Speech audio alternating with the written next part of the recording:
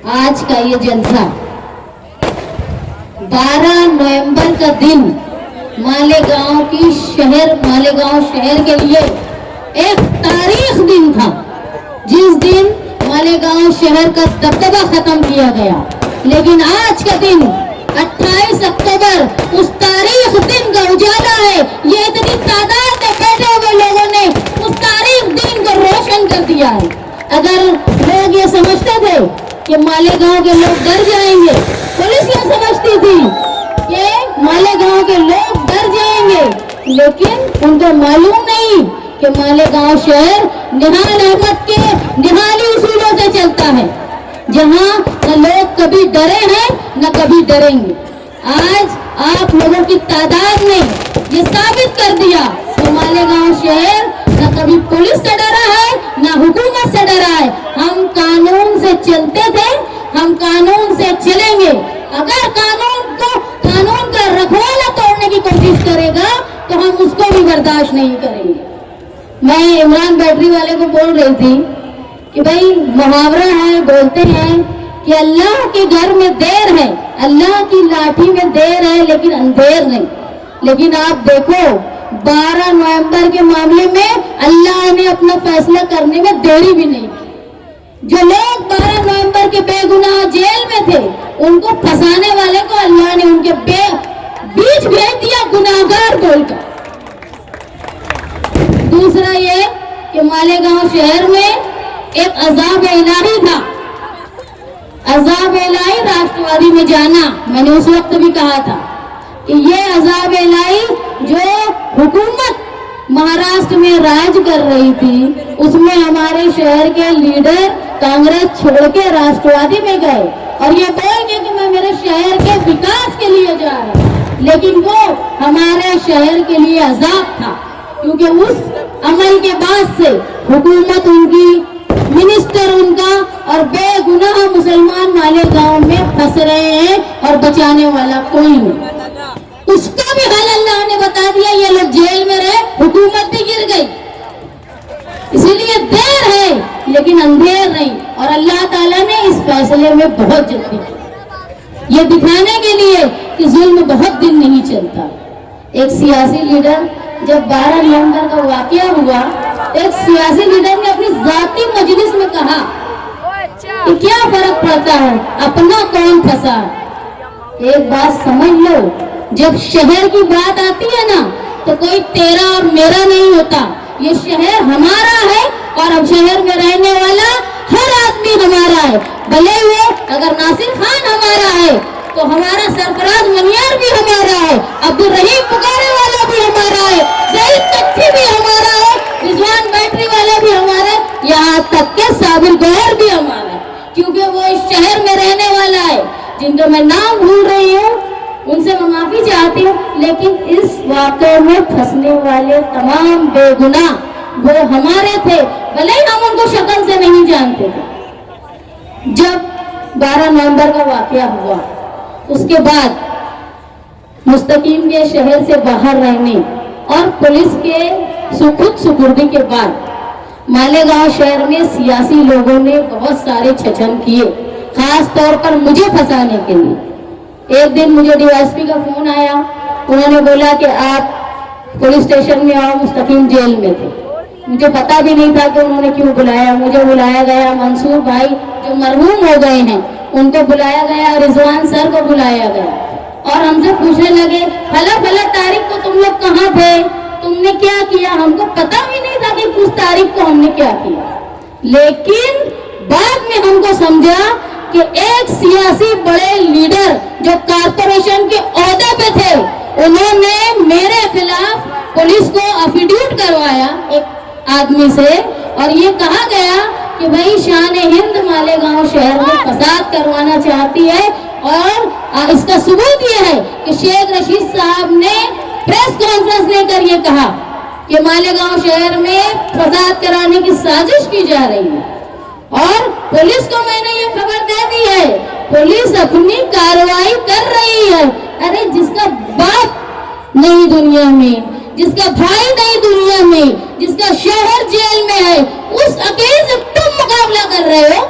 یہ ہے تمہاری ہمت. لیکن پھر بھی میں نے اپنی پارٹی کے ورکروں کے حوصلے سے, میری پارٹی کے ساتھیوں کی ہمت سے میں نے مقابلہ کیا. اور ایک دن کورٹ میں مجھے پہلے کانگریس اور اب راشٹروادی کے ایک ورکر مجھے ملے, تو میں نے غصے میں ان سے کہا کہ سارے سیاسی لوگ مالیگاؤں میں زنخواہ ہے, زنخواہ. صرف میں ایک مرد ہوں جو مقابلہ کر رہی ہوں.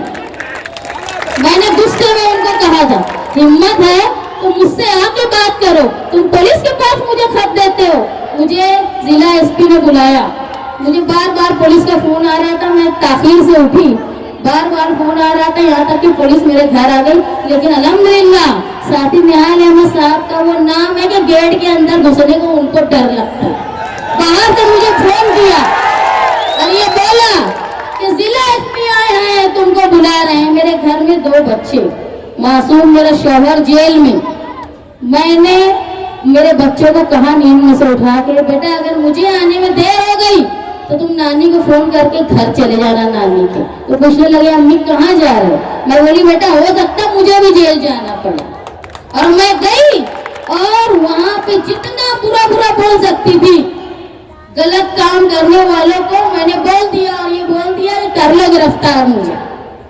میرا شوہر جیل میں ہے, کر لو گرفتار مجھے, میں ایسے بھی الیکشن جیت جاؤں گی.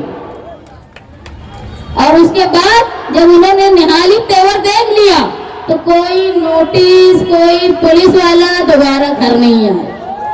یہ طاقت ہے. ایک بات تم سمجھ لو, نہال صاحب کے انتقال کے 6 سال کے بعد بھی کسی مجلس میں, کسی تقریر میں ان کا نام لیے بنا مخالفین کا پیٹ نہیں بھرتا. یہ طاقت ہے تمہارے لیڈر کی.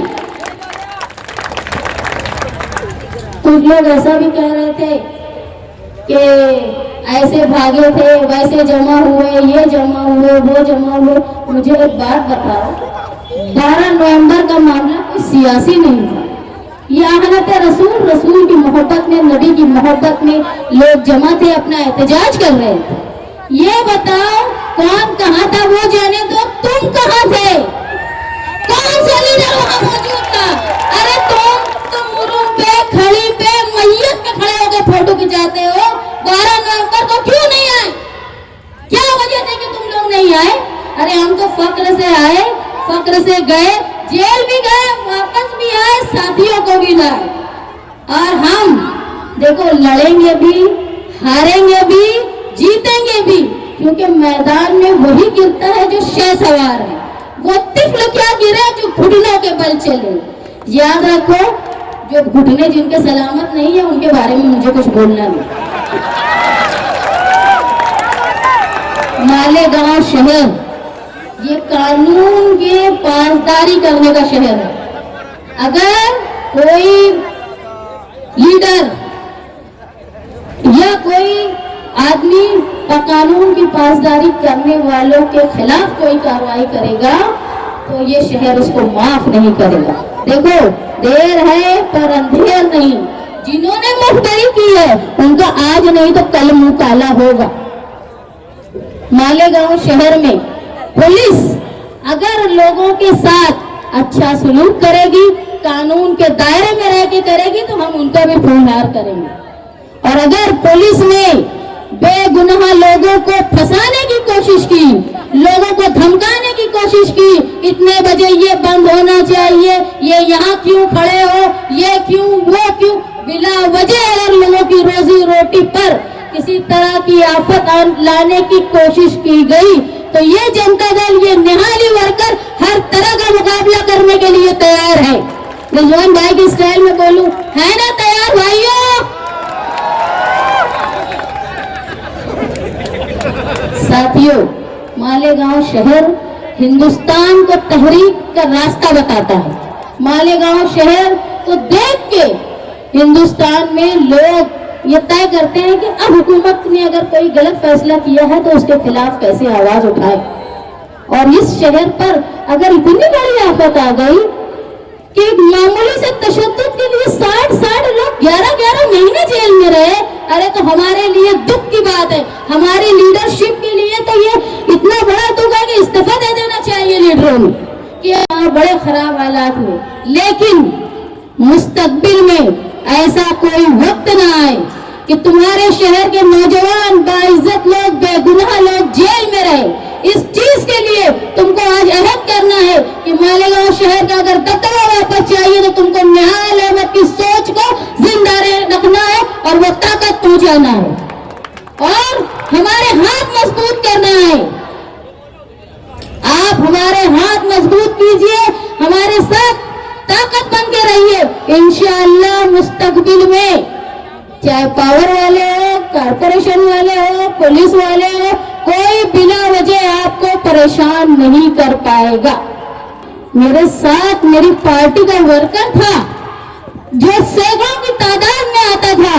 मुझे नहीं जरूरत थी कि मेरा भाई मेरे साथ नहीं है, मेरा बाप मेरे साथ नहीं है, मेरा शौहर मेरे जेल में, लेकिन जनता दल के शहर के लोगों ने ये साबित किया कि जो मोहब्बत साथी निहाल अहमद साहब से आपने निभाई, उनके इंतकाल के बाद, बुलंद के इंतकाल के बाद आपने उससे हमको आज भी सरफराज किया है। मैं आपकी बहुत शुक्रगुजार हूँ। हर दुख में हर सुख में हमारे साथ होती हैं। मैं बहुत शुक्रगुजार हूँ शहर की आवाम से। मुझे एक मैसेज आया, किसी मस्जिद के इमाम थे, उन्होंने मुझे मैसेज में दिया जब मुस्तकिम जेल में थे कि तुम फिक्र मत करो बेटी, जेल जाना कोई बुराई की बात नहीं है, बेगुनाह तो हजरत यूसुफ भी गए थे। ये हौसला दिया मालेगांव शहर के लोगों ने जिनको मैं जानती भी नहीं थी, लेकिन ये सारी सोच व फिक्र ये साथी निहाल अहमद की दी हुई है। अगर हम उसको कायम रखेंगे तो इंशाअल्लाह मालेगांव शहर अपना वकार, अपना दबदबा वैसा ही रखेगा जैसा माजी में हुआ करता था।